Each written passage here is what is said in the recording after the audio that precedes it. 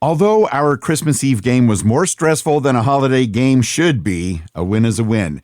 We'll be talking about that game and also previewing what will hopefully be an anxiety-free contest on New Year's Eve in Minnesota, don't you know? Join us. It's all coming up on your Packers Fan Podcast.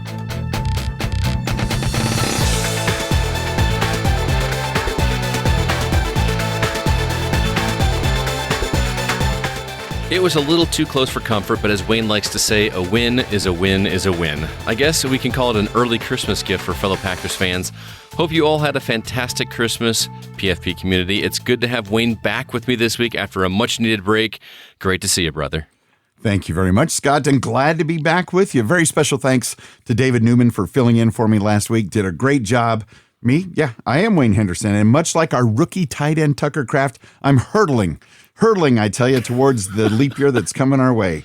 This is episode 291 of the Packers Fan Podcast. This time around, happy to be talking about a Packers win over the Carolina Panthers, and we'll share the gift that keeps on giving, your excellent listener feedback.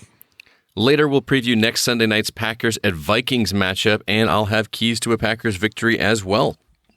But we got to talk about some highlights from the Packers' victory over the Panthers. Let's talk about, first off, the Packers' leaders in the Panthers game. Obviously, the leading passer was Jordan Love, 17 for 28, 219 yards, 2 TDs, and 0 interceptions. Leading rusher, once again, Aaron Jones, 21 carries for 127 yards. Yeah. Solid game from him. Receiving, highest receiver was Romeo Doubs with 4 catches for 79 yards, one of them being a touchdown. And on the defensive side of the ball, Anthony Johnson Jr. had 8 tackles, 6 of them being solo tackles. So all around, pretty solid numbers. You know, we'll have some lowlights to talk about shortly, but this definitely helped cement this win for us. And it's fun seeing a new name in the mix because every week there's a player or two where I'm like, wait a minute. Oh, yeah, that's right. That guy. Which is fun. Next man up, right? On the opening defensive drive, you know, Quay Walker, he's been pretty dang good all season. Him and Preston Smith sacked Young for a loss to make it 3rd and 8, forced them to punt on the next play, but Van Ness ran into the kicker, giving the Panthers an automatic first down. Thankfully, the Packers forced another punt and were able to take over inside their own 20 to start their first offensive drive for the Packers.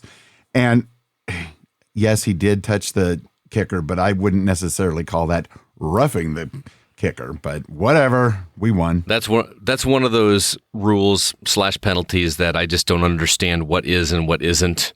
I mean, there's so much of it that doesn't seem intentional. I think we had one that was called on the Vikings as well, or one that wasn't called on the Vikings, and it's like, why is that one called? Why is that one not called? But at the end of the day, the whole thing didn't matter because we were able to force another punt, and if you think about it, that would have given them extra time at the end of the game if things had kept going the way they were going. So, but it was great to see them not give up because I know I felt really defeated, you know, getting this 3 and out going on for a loss on 3rd and 8, and then getting it called back. Man, we're gonna get that we're gonna get the ball back right away, and we didn't. But then, yeah, you know, right away got to made them punt once again. So it was a breath of fresh air at that point. I will say, Wayne, that one of the best parts of the game was having Aaron Jones back in top form. He was looking great. First drive, he had 2 back-to-back first downs to kick off that drive. The third was also for positive yardage. And in that same series, Tucker Kraft had a nice grab and a run along the sideline, but that dude needs to stop jumping, trying to hurdle players. He's gonna really hurt himself. And then at the end of that drive, A.J. Dillon scored on 1st and goal to give the Packers the early lead of 7-0. So things were looking pretty solid early on in the game for us, for sure. Yeah, for a minute, I thought this is going to be the dusting, the runaway that we all hoped that it was going to be. Right? Yeah. Like you said, the running game is pretty solid, you know, all around. It was great to see Jones and Dillon trading blows against the Carolina defense. And then after that touchdown you mentioned, A.J. Dillon gave that touchdown ball to his buddy Aaron Jones, who was the one that made that whole touchdown inning drive possible. So it's just sweet to see. Those guys are like two amigos. Teamwork, I tell you. It's been too long watching those two guys go back and forth, and it's really great to see them in top form because, you know, Dillon has shown that he can do the jukes and the moves and he can make longer runs, but Jones is definitely the stronger player in that position, and it's great to see, Jones doing the heavy lifting and then Dillon punching it in when he needs to. That's really what the Packers' run has been all about, and I love to see that back in true form there. Jordan Love also had one. He ran one in for 6 at the end of the first quarter. This was Love's 3rd rushing touchdown this season, and surprisingly, at this point in the game, it made him the team's leading rusher for touchdowns. I know Aaron Jones has been out for quite a bit this season, but I don't know if I really like that stat or if that's a sad stat, but it's still interesting nonetheless. But it's a touchdown there, so we will take it. Yeah. And the crowd, we talked about how last week at Panther Stadium, it was, he get tickets for like $4. Almost nobody was there. But the Packers fans helped show up, even though it was Christmas Eve. The Packers crowd definitely overpowered the Panthers fans. One of the listeners, dear friend Rick Snowdy, he went to the game with his wife. They sent a video, posted it in the Facebook group. And even on TV, you could hear those cheering for the penalties in favor of Green Bay over anything else. And then later on, Rick also sent in a quick post-game raw reaction voicemail that you'll hear in our listener feedback segment coming up. That was definitely a huge factor in this game too. I mean, I know it was a squeaker, but hearing "Go Pack Goes," throughout the game. I mean, we had seen pictures of the fans, how empty the stadium was, and I don't know how accurate that was, like when those pictures were taken, if they were during the game. Early. But in past games, were they early? Yeah, it filled up a little later in the game. They panned the crowd, and I'd say maybe 50, 60%. Even the Chiefs game at Arrowhead, or whatever it's called these days, it was only at about 60 or 70%. So just some people just want to stay home on Christmas. There you go. But I'm talking about like the previous weeks when they were showing shots of the stadium because the Panthers were doing so poorly. And I don't know at what point in the day those shots were taken, because it looked like 10% of the seats were filled. And that just doesn't seem right to me, so I kind of want more info on that one. But looking at the shots on this one, it was much, much more filled than I was expecting. And it wasn't just overpowered with Packers fans either. There was a lot of them there, but there was a lot on both sides. And but it was, man, just hearing "Go Pack Goes" at an opposing stadium is awesome. So it's great to see that the Packers fans are not giving up on this team. They still love the team, and even when the chances are slim, they're still going to come out in full force, and I love to see it. And my ultimate dream is next week in Minnesota that we hear more "Go Pack Goes" than "Skull," and that terrible horn. That's a tall order, man, but hopefully they can do it. Well, we also had a huge defensive stop on 4th down. There was about 4 minutes left in the half. This was a big momentum shift for the Packers as it all but sealed a lead at halftime, which is a huge thing to do, especially considering the Packers were going to start with the ball in the second half. So if you can come out of the halftime with the lead and the ball, you just got momentum going in your favor. So that was a really, really key play for this game, I believe. We'll take it. We'll take it. And then it seems like whether we win the toss or the other team wins the toss, one way or another, 4 out of 5 times we're getting the ball in the second half to start it. So just kind of count on it. There were so many great touchdown passes from Love to Dontavian Wicks and to Romeo Doubs. And Jordan Love, at some points, had all the time in the world behind the line of scrimmage, which is amazing considering Bakhtiari and a couple other top linemen are out. The fact that he was able to have time, because that was my biggest worry this whole season. But seriously, he did that pretty well and probably could have run that 10 plus yards for a rushing touchdown. But Wicks got separation, made it too easy for Love to just throw the ball to him. And we took a point after kick instead of going for 2. Kind of questionable, but I don't know if that's a next-gen stats thing or whatever. But at that point, leading 23-10, Dobbs' 5-yard pass was the beginning of the 4th quarter and extended our lead at that point 30-16. And I'm sitting very pretty. And then I was pretty comfortable at that point, and then things started happening. So we got some lowlights to talk about. Anders Carlson missed a point after touchdown. This was the second scoring drive of the game. The score was 13-3, but it could have been 14-3. And thankfully, he did hit a field goal in the second quarter to extend Green Bay's lead to 16-10. But I don't know what to think about this. And the thing is that it's not just Carlson, man. Right. I feel like PATs are just being missed consistently in the league. I don't know what is different. Nothing, as far as I can tell. right? That's what it seems like. But something is going on, and he's just caught up in that with other people going in the league. So I'm not ready to rule this guy out. No. But what was really interesting, just to keep on the topic of kickers, did you know that Mason Crosby is back playing? Yeah, I think he was perfect yesterday for the Giants. Yeah, I didn't even know he got signed on Friday or something. Like he's just playing again. I was like, all right, we couldn't have done that. I guess we're just gonna stick with Carlson. But what's interesting also is since the Giants quarterback wears jersey number 2, Mason was wearing, I think, 21. Mm-hmm. So that was, I'm like, that's Mason. He was money, as always. Well, I heard the name, and I was like, oh, they've got a kicker named Mason Crosby. And I kept looking, and I was like, that is our Mason Crosby. I had no idea he got picked up. So it was kind of cool to see him on there, although it's just a little weird seeing it not in green and seeing him not in green and gold. But hey, what are you going to do? And here's a blast from the past, kind of a repeat. Let's talk again about tackling, and, basically the lack of tackling. Joe Barry's defense allowed the Panthers march down the field, score easily in the middle of the second quarter, and shoving a runner, Sky, you know this. It doesn't do any good if you're not near the sideline, guys. Just saying. And that is so frustrating. It should never take 3 defenders to bring down 1 receiver. I don't care who they are. Mm-hmm. I mean, the defense is the name of the game this time as well. We David and I talked extensively about Joe Barry last week. Yes, you did. You and the listeners. Lots of Joe Barry talk. And it's just incredibly frustrating, man. This team, they haven't scored more than 20 points in 6 games or something like that, and we allowed them to score 30. It's just so stupid. Why is our defense letting this stuff happen? And I'm not as good as someone like David at analyzing what it is that they're doing. But outside of we're not doing man-to-man, we're doing soft zones, those kinds of things. I just don't get why we keep doing what we're doing. Why is he keep making these things that's clearly not working?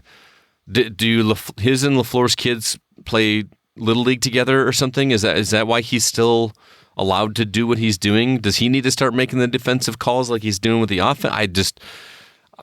It's just mind-boggling to me. And what's even more frustrating is the press release afterwards. LaFleur is blaming the offense. He's saying that the offense needs to score more on these drives. I'm like, dude, your offense is doing fine. Your offense needs to keep doing what they're doing. Were they perfect? No. But they did a whole lot better than your defense did, which is what almost lost you the game, especially in that last drive when they were in field goal range. And thankfully, time ran out. They weren't able to spike the ball before the time went out. I was seriously shaking like a leaf when that happened. Like, they're going to tie this game. We're going to go to overtime, but it finally ticked down in our favor. But I don't know. What do you have? You didn't get it in on the Joe Barry talk like last week in the defense. What are your thoughts, man?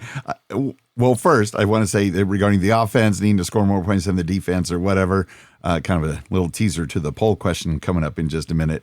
But yeah, no, there's lots of Joe Barry talk at here at the home. My wife and I were yelling at the TV, and then at the Christmas party events with the kids, they're like, "Why does he have a job?" So there's more Joe Barry talk. It's bonkers. It makes no sense at all at this point. And one of my favorite memes that just had to make me smile was somebody took an old picture of Dom Capers and says, "Miss me yet?" Yeah, right. Aaron Peterson sent me a parody video that somebody had made on YouTube where they redid the song "Let It Go" to "Let Him Go" or something like that. It's like this whole, I don't know. I don't know why we're just choosing to stick with them. Like, I understand the mentality of like you don't want to shake things up right before playoffs if we even make it to the playoffs. But come on, man. Like, it can't get much worse. It really can't get much worse. It's starting to feel like the players don't respect the play calling. You know what I mean? They're doing the best they can, but when you're messing up that camaraderie, and again, we're speaking so negatively. We won the game, but are you sure? We should have won this game by a lot more for sure. Lastly, we got another injury. Unfortunately, Dontavian Wicks suffered a chest injury that took place during his touchdown pass play. He left the game, got on the exercise bike, and was planning to go back in the game, but he was still feeling pain in his lower chest. The team docs decided to keep him off the field for the remainder of the game, which is probably the best choice. And it was a good thing they did. Like I said, we still came away with the W, but don't want to take any risks on that, especially as we come into the last 2 games of the season. But really hope that he's doing okay. Absolutely, because he's coming into his own, and we need him back as soon as he's healthy enough to do so. And with that, it's time for our weekly poll question, which, as always, we post in the Facebook group at packerscommunity.com, as well as on Twitter /X, whatever it's going to be called. You can find us at Packers Fan Pod. And boy, I didn't know I was opening such a can of worms when I asked, is our offense good enough to overcome our defense in the playoffs? In other words, if we make the playoffs, is our offense good enough to overcome our defense? And the options were, heck yeah. Also, maybe so. Also, not sure, a little more negative, or no, we're doomed. Wow. We also had a write-in vote as well. Someone wrote in and said they won't overcome the Vikings first. It was added by Peter Allison. So, yeah, and I'm sorry, Peter. I appreciate you adding that. I didn't include the 3% in the total only because that doesn't really fit the questions as to whether or not we make the playoffs. How we will do if we make the playoffs. But thanks for adding it to the poll results. Yeah. Boy, I'm going to say, man, dude, I don't even really know how to answer this one, because here's the thing. The Packers are winning games before the Panthers game. They were winning games they shouldn't and losing games they should have won. So on paper, we shouldn't win against the Vikings, but if this trend continues, maybe they can do it. So I'm going to say not sure, because I really don't know. It's going to depend on what's going to, which defense play calling is going to take place. That's going to be the key. I mean, especially against the Vikings. Our only real saving grace is they've got, a third string quarterback in there now or something like that is, or maybe he's the second string and they put in a third string before and now they're back to second. But, he didn't do so great last week. So I'm just not sure, man. I feel like I'm just talking myself around in circles. So I'm just going to say not sure. Okay. How about you? That's fair enough. And I'm thinking, it kind of course, depends on who the opponents are in the playoffs. But I think we maybe almost for sure our offense is good enough, because the point you mentioned about beating teams that we really shouldn't. Somehow we raise our level of play when we have to, and hopefully that can continue in the playoffs. Now, of course, the votes that came in, 62% of you, almost 100 votes came in, and 62% when I combined Facebook and X said, no, we're doomed. I was close, man. I just didn't want to hear you cry. Thanks for all that positivity, friends. 17% went with, I'm not so sure. 16% went with, maybe so. And 5% of the votes that came in said, heck yeah, we are good enough on offense to overcome our defense. Go Pack, go, Scott. Yeah. At this point, I'll be happy just to get a wild card. I will consider that a success for this season. Considering brand new quarterback, such a young team, getting to the playoffs would have far exceeded pretty much anybody's expectations for this team. So I will take it. Do I expect them to last long in the playoffs if they get there? No, but I'm along for the ride, and I'm going to enjoy watching it no matter what happens. Okay. All right, we got some comments on the poll on the Packers Fan Podcast Facebook group. First off, Megan said, I'm proud to be the only heck yeah. Cinderella story, baby. Let's go. I can hear her say it, by the way. I can just hear the let's go. Absolutely. And Janelle says, our offense isn't horrible. When it's their turn on the field, I'm actually optimistic. It's all the defensive scheme. I think we have great players on defense, but it seems like they don't even want to play for Barry anymore. Yeah, see, I'm not the only one. No. Andrew said, our offense isn't my concern. It's a young offense trying to overcome an awful defense, but they do enough. But this defense is pathetic, and I feel Barry does need to go. So, yeah, here we are talking about Barry again.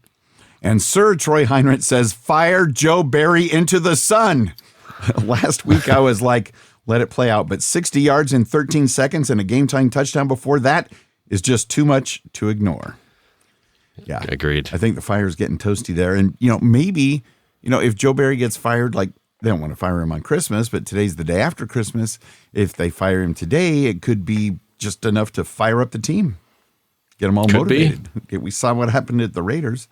So there's a lot of other comments about the poll. We invite you to check them all out in the Facebook group at packerscommunity.com.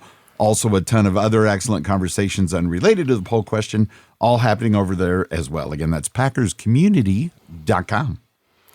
And now it's time for some listener feedback. If you'd like to be part of our upcoming podcast episodes, you can either record your voice on your phone or computer and email the recording to feedback@packersfanpodcast.com or by calling the PFP voicemail at +1 920 3PACK-GO.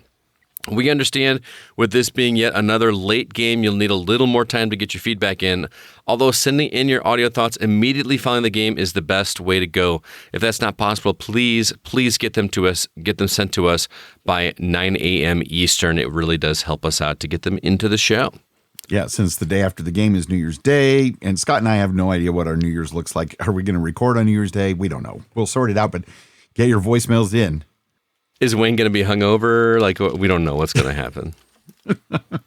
Likely no, but will I be awake? We shall see. So let's take it away. We got some raw initial reactions, brief as they are, from Rick in Wisconsin, but calling in from Carolina.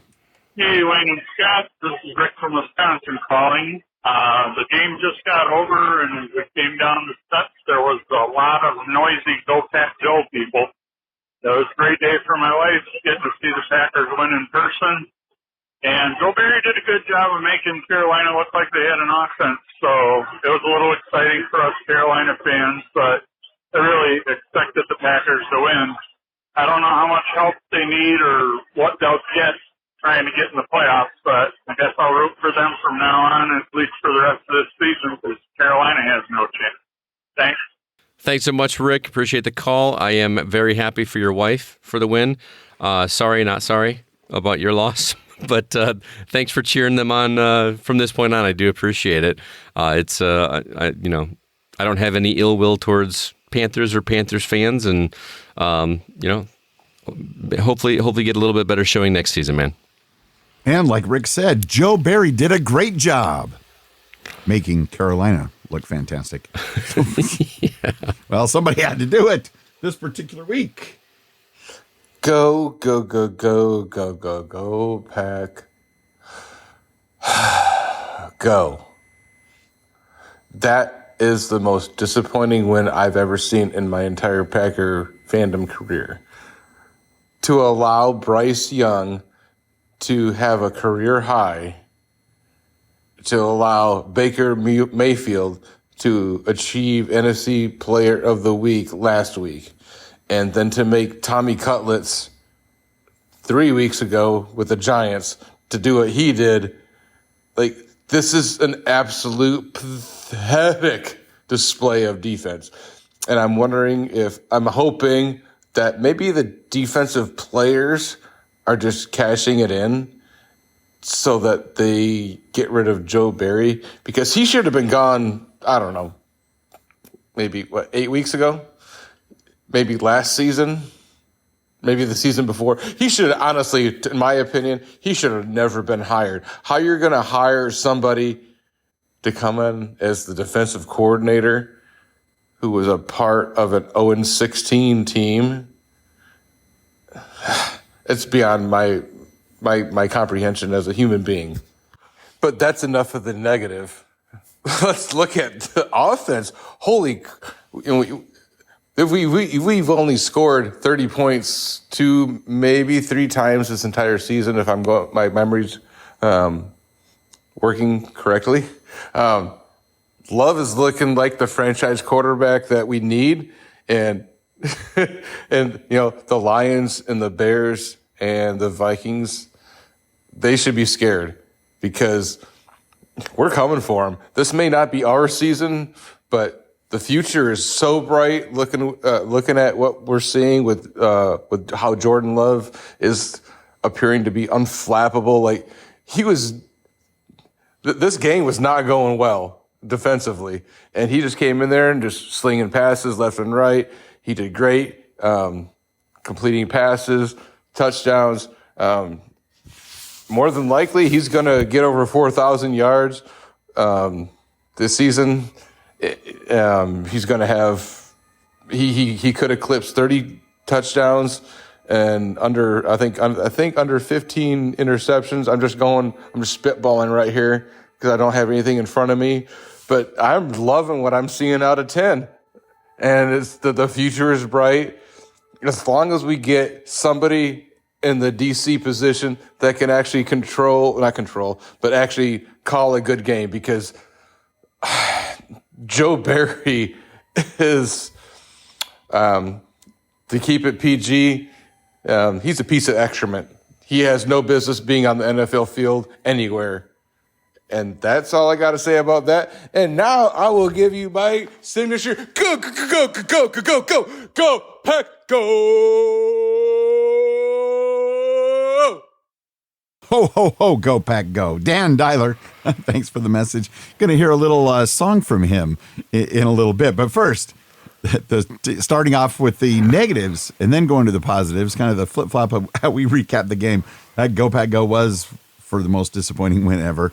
And isn't it amazing that we make Bryce Young, DeVito, who actually ended up being benched yesterday, and Baker Mayfield all look like MVPs?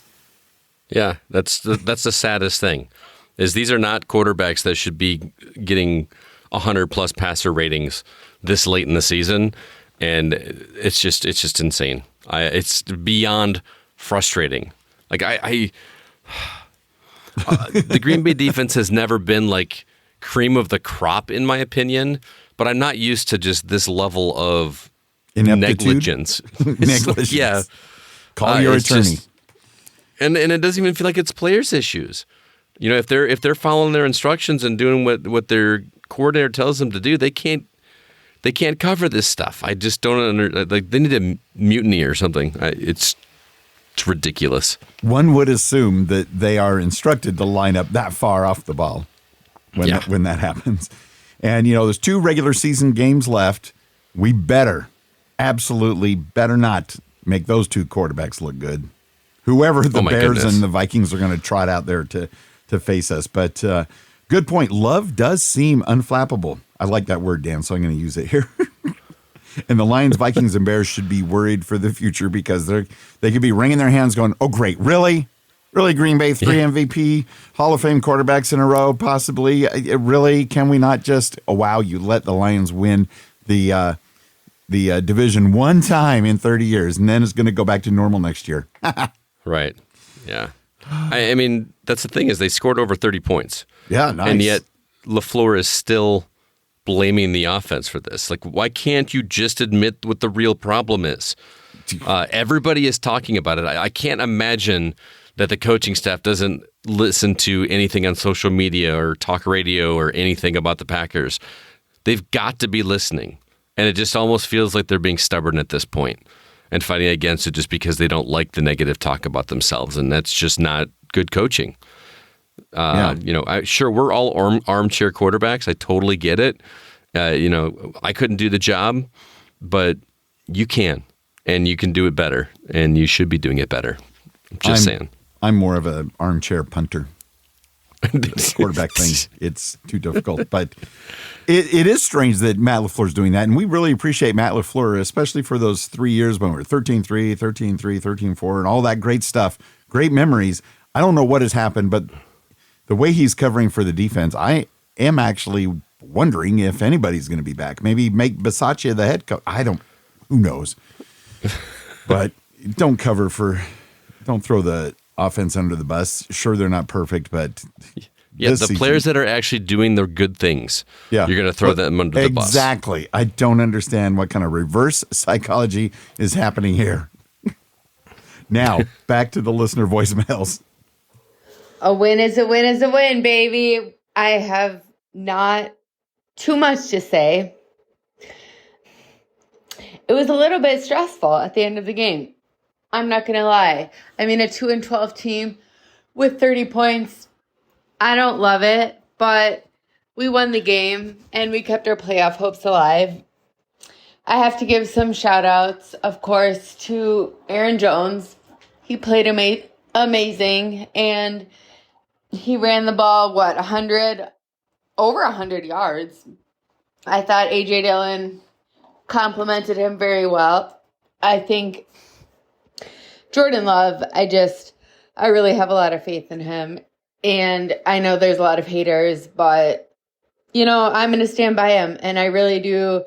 I think he's wonderful. And I think he has connections with a lot of our young guys, which proves it gives a lot of hope for the future. And I just think he's super talented. And I don't care if people disagree with me. What else? Preston Smith, Quay Walker, they shined on the defense. I understand our defense in general, not the greatest. But we pulled through. We got the win. Bo Melton, though, he did amazing. Also, Tucker Kraft, I feel like his signature move is leaping over everybody, and I kind of love it. Yeah, I don't have a whole lot to say. I'm trying not to be nervous about next week versus Minnesota at home. I mean, Minnesota home, meaning my home, because unfortunately I live in Vikings territory, and I am going to remain super optimistic. I feel like it's pretty fair to say that Joe Barry is going to be our DC until the end of the year. So, we can hate on it as much as we want, but it's not going to do any good. So, I hope that there's not, it kind of does seem like there is, some level of, animosity and just, not, they're not really gelling with him. I don't know. It's super hard to read in between the lines between the defensive players and Joe Barry. But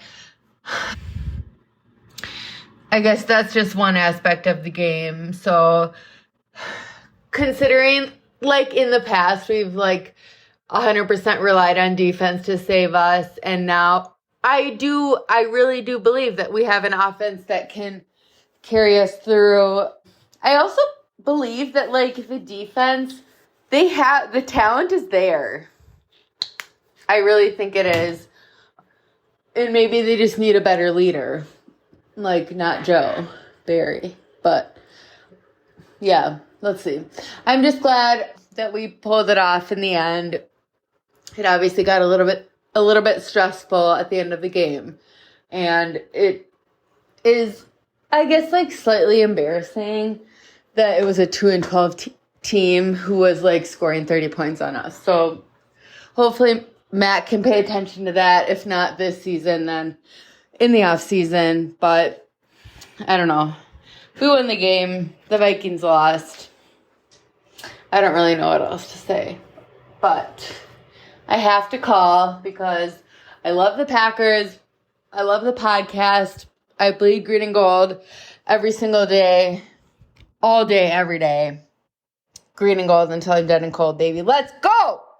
Bring on Minnesota. We got this. We can't get in our heads. We just, fundamental football, the basics. Yeah, I think we can pull it off. I think it's the perfect setup for a little Cinderella story type of thing. And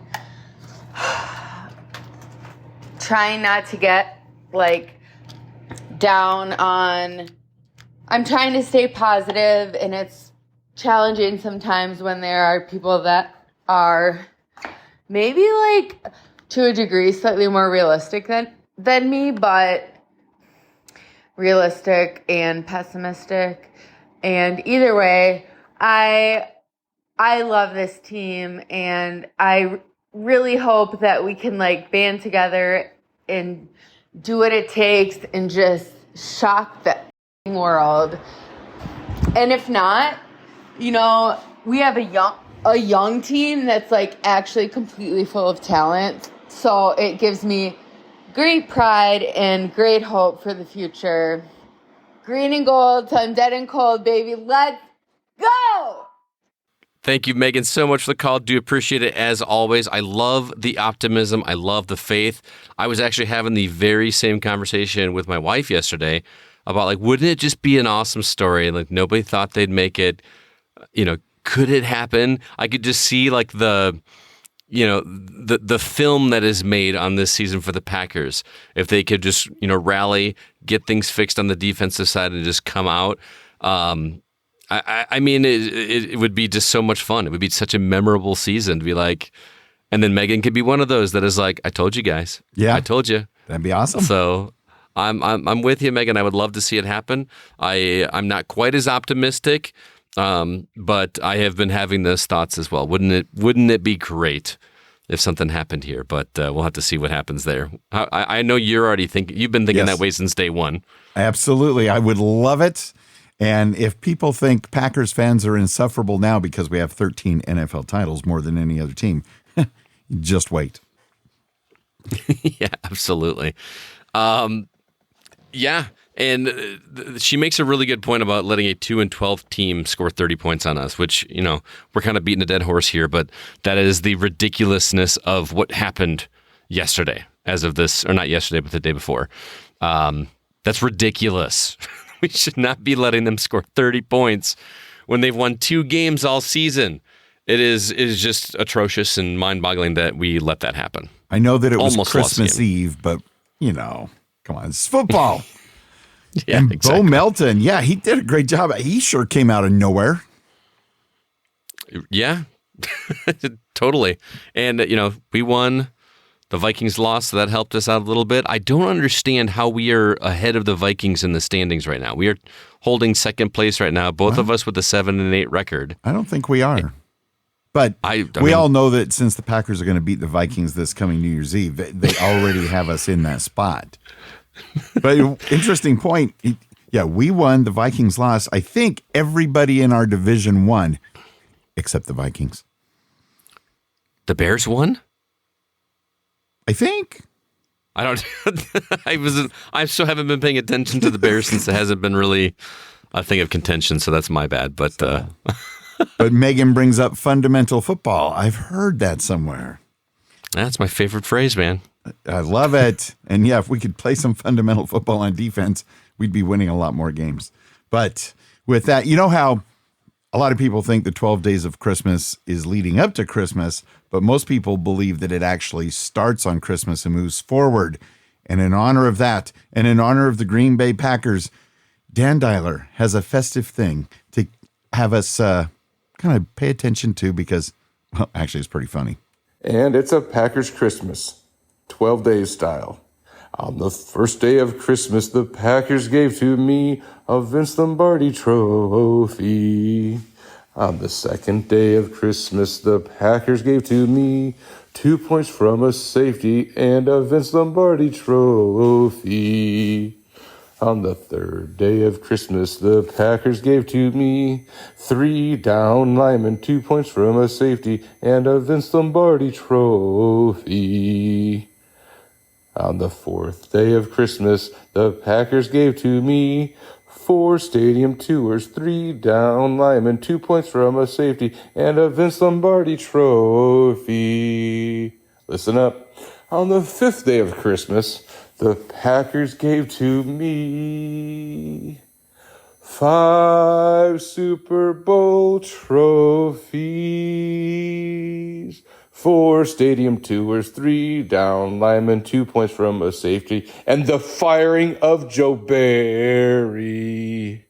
On the sixth day of Christmas, the Packers gave to me 6 quarterback sacks, a 5th Super Bowl trophy, 4 stadium tours, 3 down linemen, 2 points from a safety, and a Vince Lombardi trophy. On the 7th day of Christmas, the Packers gave to me 7 shotguns at the tailgate, 6 quarterback sacks, a 5th Super Bowl trophy, 4 stadium tours, 3 down linemen, 2 points from a safety, and the Vince Lombardi trophy.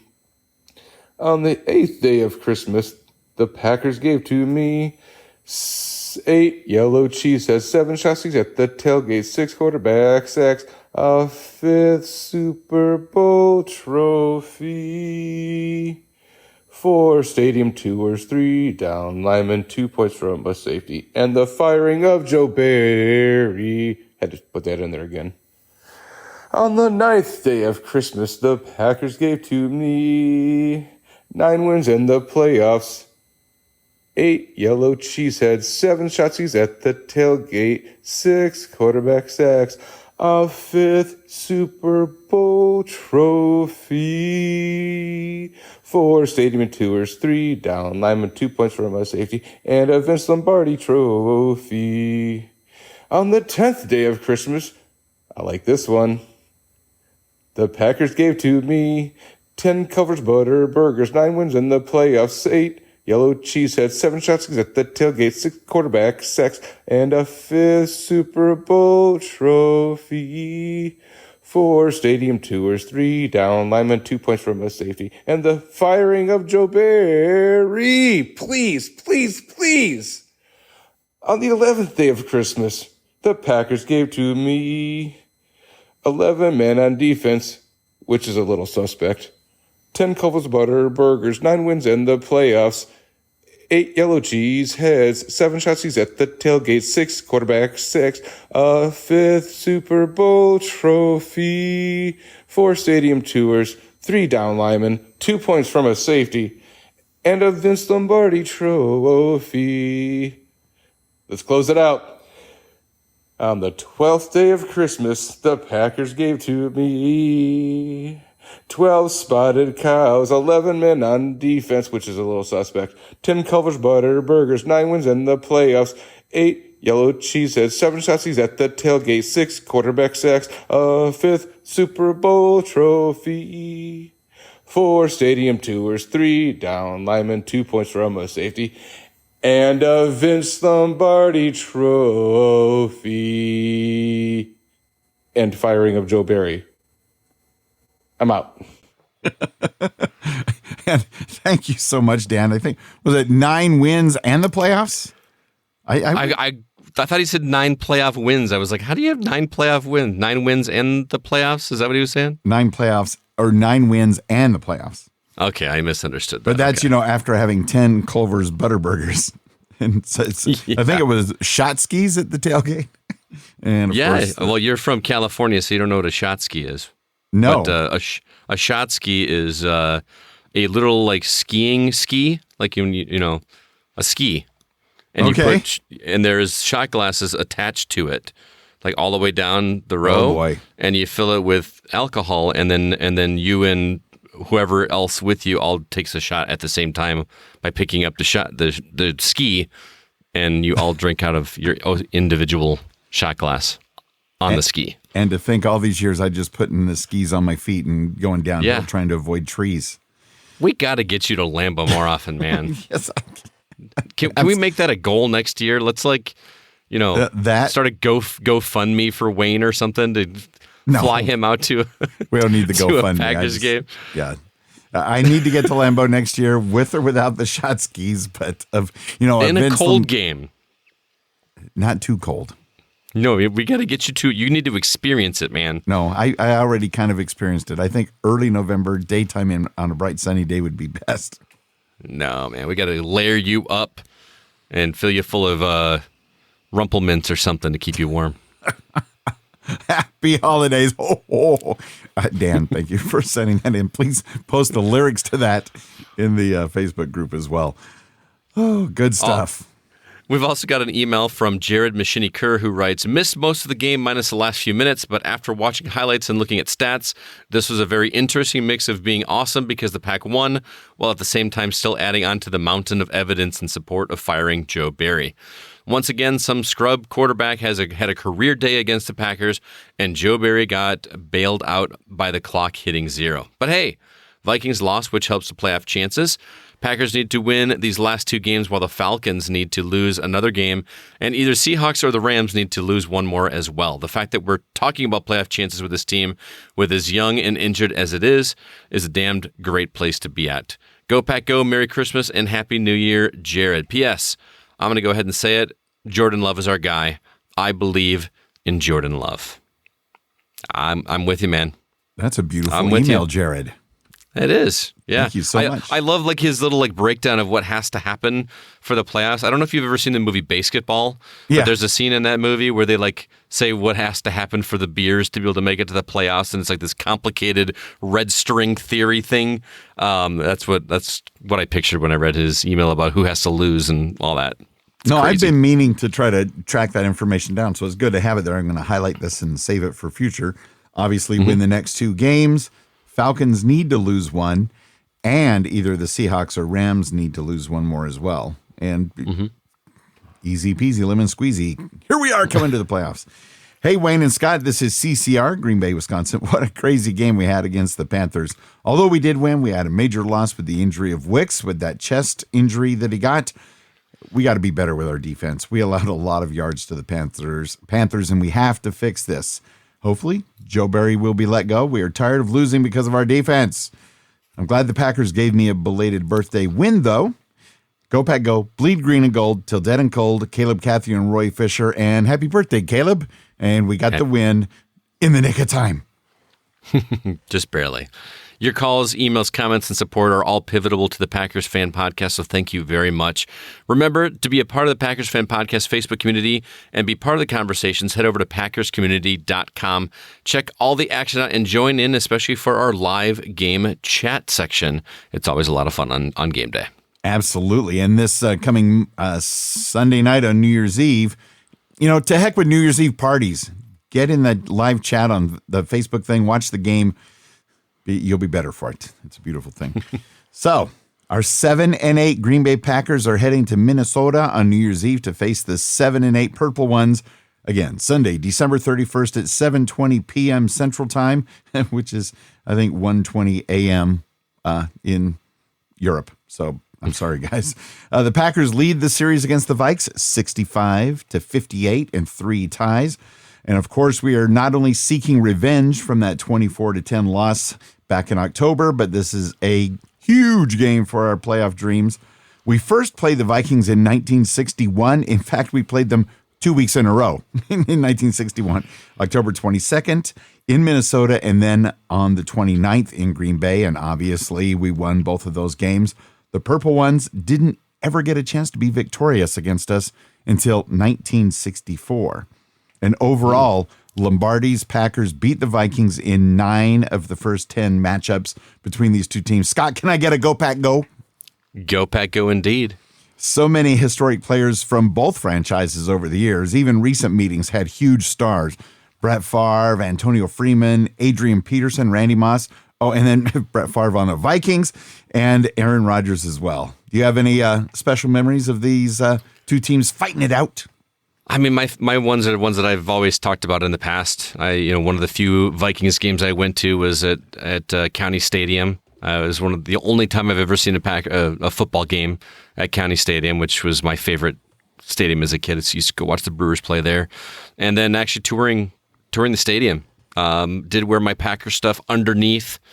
What I was wearing when I went to visit. But as much as I don't like the Vikings, that stadium is pretty cool, man. It's a really nice stadium. I would actually really like to go to a game there. So, you can wear T-shirts and whatever because it's all in a dome. You can potentially still get tickets. Yeah, that's a tall order, man. If you and your wife end up going to the game Sunday night, please still be in the Facebook chat. Oh, yeah. Yeah, Sunday night's weather in Minnesota doesn't matter because the Vikings are lame and play inside. So, yeah. Do you remember when the last stadium, like the roof collapsed from all the heavy snow, and that video was like circulating all over the news and social medias? Way to go, Vikings. Yeah, that was kind of nuts. Well, I do have some keys to a Packers victory over the Vikings, Wayne. I'm going to start with number one, just with the offense. Continue what you're doing. There's not too much to complain about with the offense, no matter what LaFleur says. So I just like to see them repeat what they've been doing for the past couple of weeks. Love could tighten up some of those passes, but overall, I'm more than happy with how he's handling this young team. More of the same, please. Strategy number two, don't give Nick Mullins a record week. No. The Vikings quarterback threw 4 interceptions against the Lions last week. There's simply no reason to keep playing a soft zone against the Minnesota offense. Man-to-man is going to be the key here and capitalize on the lack of experience with picks to keep the defense off the field. I swear, if Mullins gets a passer rating over 100, I'm never giving Joe Barry another shot. I'm completely done with him if that happens. Amen. And strategy number 3, a bit of a repeat, but return to the run. Honestly, the offense is doing just fine without their star wide receiver. I would definitely take Christian Watson back this week to help secure a Packers' chances. But even if he's there, as helpful as it be, I'm also of the mind that we should be relying on the run again this week because the name of the game is to keep the defense off the field as much as possible. So time of possession is going to be the main key to this game since we want to give the decimated defense as much rest as possible in between the series, and I think that's what's going to take to win against the Vikings. Bravo. That is excellent stuff. As always, Scott, thank you so much for those. And when you say keep the defense off the field, do you mean keep the Vikings defense off the field or ours? Well, I mean, for the purpose of this key, I want to keep our defense off the field. Okay. I want to keep them rested, and I want to just extend the time of possession on the offense so that we don't have enough time for the defense to screw up. Exactly. Just wanted to clarify.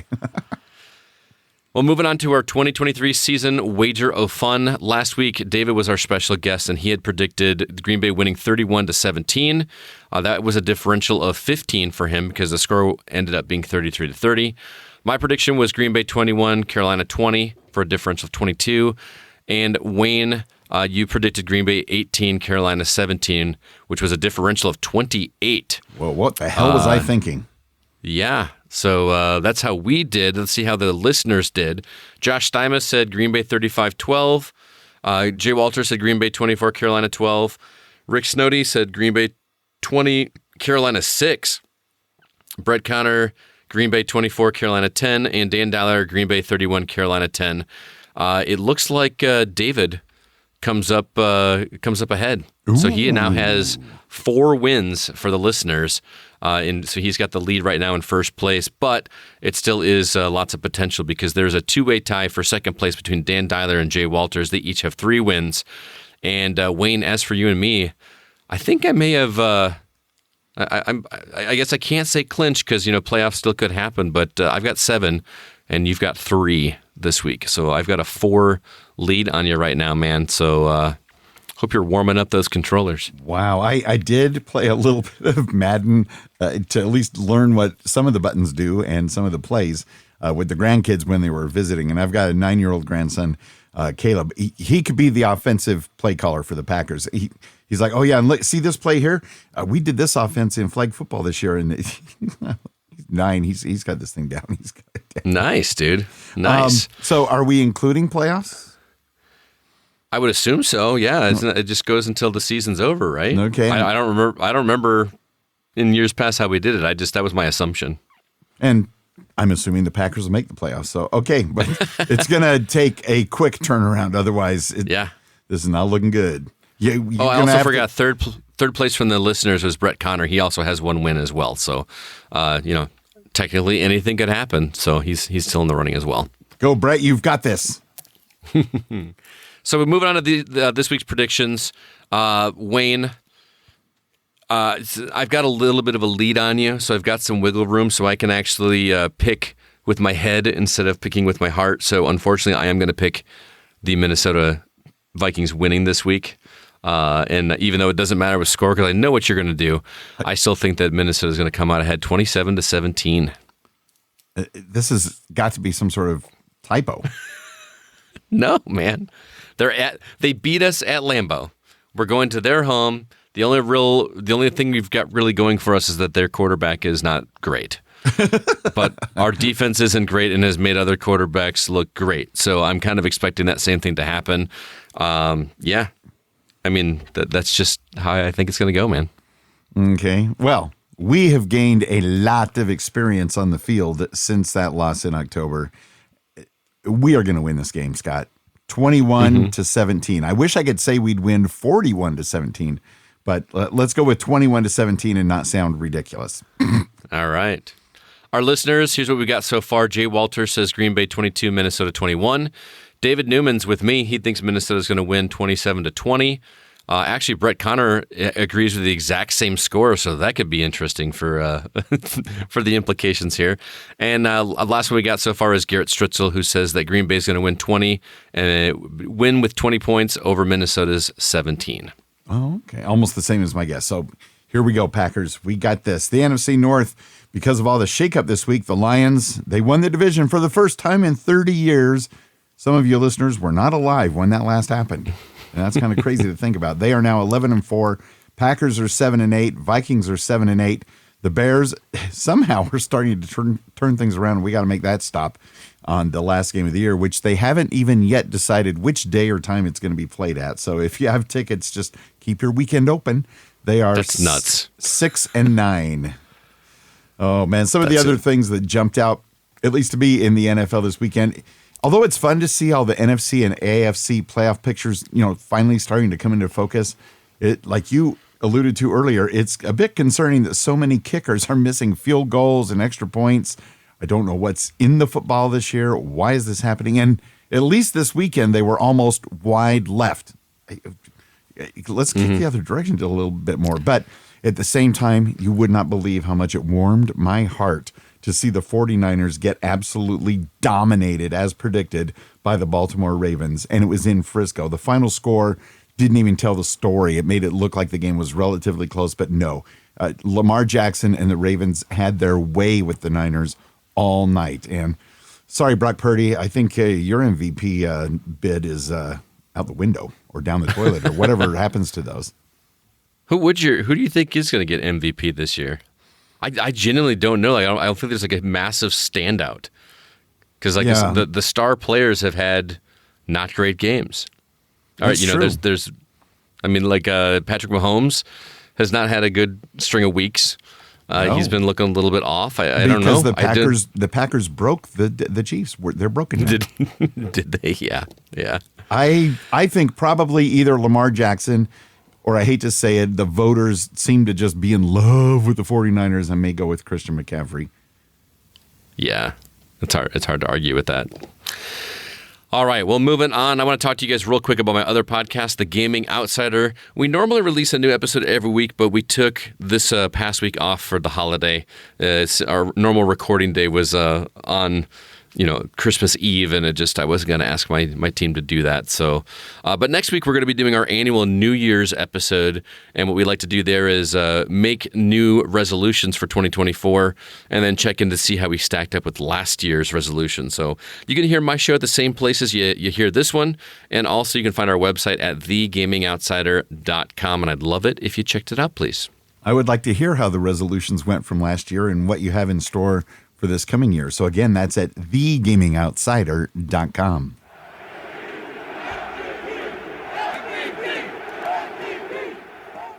Thank you so much for giving back to your Packers Fan Podcast via Patreon. We really appreciate it. If you'd like to join in or check out the other ways to support the PFP, they're all at PackersFanPodcast.com/giveback. If you're able, like Jay Walters supporting at the AR12 level, go Pack Go, and thank you very much, Jay. And pretty good guessing this past week. Dan Dyler, thank you, and Go Pack Go for supporting the PFP at the Jordan Love level, and some fine singing this past week. Maybe you and Scott could do a duet. This would be beautiful. Go Pack Goes, and thank yous to our wonderful Brett Favre level patrons, Megan, Scott Boris, Miguel Ramirez from the Opposites Attract podcast, and Colin Nolan from Ireland. Curly Level has inspired 3 supporters. Thanks and Go Pack Goes to Brett Connor, Joe Christensen, and Hank Davis from the TPE Network. Please check out all the details for becoming a supporter yourself at PackersFanPodcast.com/giveback. As a reminder, we are the Unofficial Packers Fan Podcast, not affiliated with the NFL or the Green Bay Packers, but please tell your friends about the PFP. We really would appreciate it. Thank you in advance. And if you go to any New Year's Eve parties, there'll be a lot of people that will want to hear about the Packers Fan Podcast. Follow us on Twitter, X, at Packers Fan Pod. Follow Scott over at GoCast Scott. Follow his other show at, is it just GoCast? The GoCast. The GoCast. Don't want to mess that up. And at Wayne Henderson, if you want to follow me there. As our Packers head into enemy purple territory, Here's community members Megan, Dan Dyler, and Joe Christensen with their Go Pack Go outro to help ensure a Packers victory. Go Pack Go! Go Pack Go!